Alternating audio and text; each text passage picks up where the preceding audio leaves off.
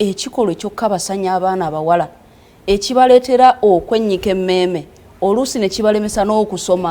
ne babeera eyo ne badda mu kwennyamira. Neyazaze nno ndowooza nti bamwankutte bubi kubanga sinaba kuwagira ku muntu akwata munne. Nanenyeza abakyala abafuluma awaka nga tabuuliridde mwana we nga tamugee nti olina kutambula bwoti lino ekkubo ky'ovola nga twafuna covid cases nnyingi nnyo olwo omwana avudde ku ssomero ali waka. Omuzadde mu kifo ky'okukuuma omwana obutafuna lubuto yamuleka n'akola ki n'asula n'abeera waka. Kati kankubulire nga ffe ababadde mu slum areas omwana asula mu ruumu nga taata we mwasula ne mama we mwasula nga naye bafumbo nga ne brother we naye mwasula mu ruumu etya nga bonna basula mu ruumu eyo emu olw'obwavu obuyitiridde olw'obutabala busobozi obuyitiridde. Omwana n'abeera nga ono omukyala alina okubeera mu bufumbo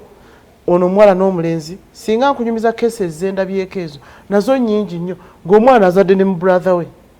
just lwakuba basula mu ruumu emu ate ne mama we basula wano mu ruumu ki so nze ndoza nti obwavu obuyitidde buyinza okuba nga butuleetedde obuzibu naye nga sobola kuwagira kintu kya defilement kuba mu nsi muno nange nemanyi bakuuma abawala era bwe natuuse ebudo naye ndaba ekyo ekikolebwa nga baga nti ayambadde obitayingira nasanyuse ng'omukyala omusiraamu nasanyuse era ninga nti kino ekifo kituufu okuteekamu ki omwana naye ndaba nga disipulini eri ebuddo ate empitirivu nnyo kola nti bakyali ku musingi guli ogwaffe ogw'edda ogw'okuba nti era budde esigadde nga ki ng'eri wamu. Naye twabadde twogera nnyo ku kigambo abakyala ngaffe abakyala buvunaanyizibwa ki bwe tulina tetubukoze ng'abakyala. Ekisooka tukola tudda kiro tumanyi mwana gy'asuze afuluma mu nju nga totegedde n'akomawo ekiro nga totegedde kubanga akubaza bubaza.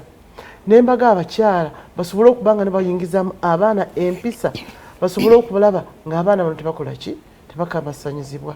Mama nkugee nti ndi musawo twali twagala abakola research nali senafuuka minisita ey'okugema abaana kansa w'omumwa gwa nnabaana.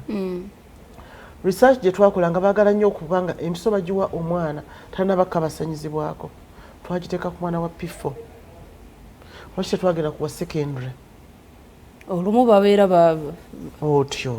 kati yensonga eyo zate mu defilement byenda bye bingi. Lumu nakolako semina y'abakyala y'abawala ab'amasomero nga lumu abaana nga 13 nembatuuza we nabatuuza nembaga buli muntu yenna ambuulira ekigambo ekyali kimutuusiddwako mu bulamu bwe toteekako linnya.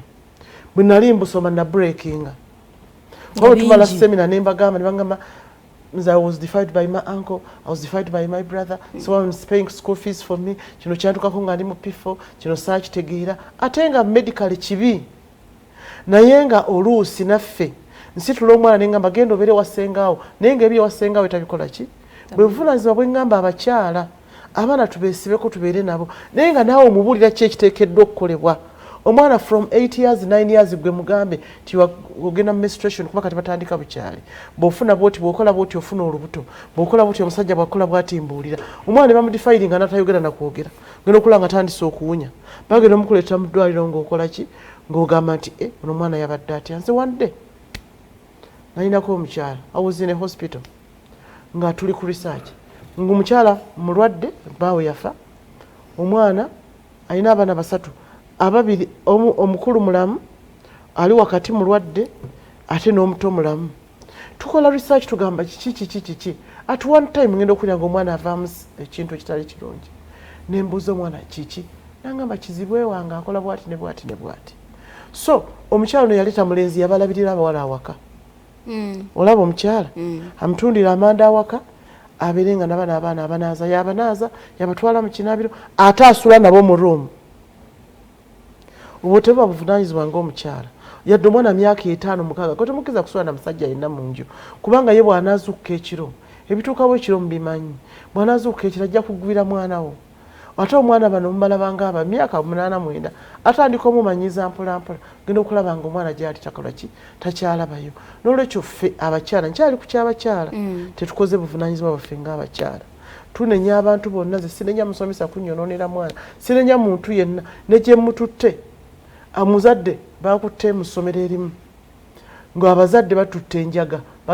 bagikubira mu mandaazi nga naye alina omwana w'okunywa ku njaga naye nga bw'akolagana amandaazi gano amanene nga wakati awateekawo ki enjaga agenda okulisiika ng'enjaga eri wakati oba agikubamu bukubi yamanyi omwana anywe ku njaga kuba tajja kusobola kusoma nga tanywedde ki njaga naye nga muzadde mukyala yagikoze eki kati munne omuwala era mu ssomero erimu wano munne omuwala yagabalaga nti olya ku mandaazi g'oyo owulira bulungi abasomesa ne bagenda nga bakiraba bagenda okumugamba amandaazi omukyala agaleese gonna nga gali mu ki enjaga kati oyo omwana omusuubidde kukola ki ku ssomero agenze kusaasaanya bwonoonefu bwe agenze kukola ki ku ssomero kwegamba nze ndowooza naye omukyala oyo mwamusibye ebyo bijjo ojja biwulira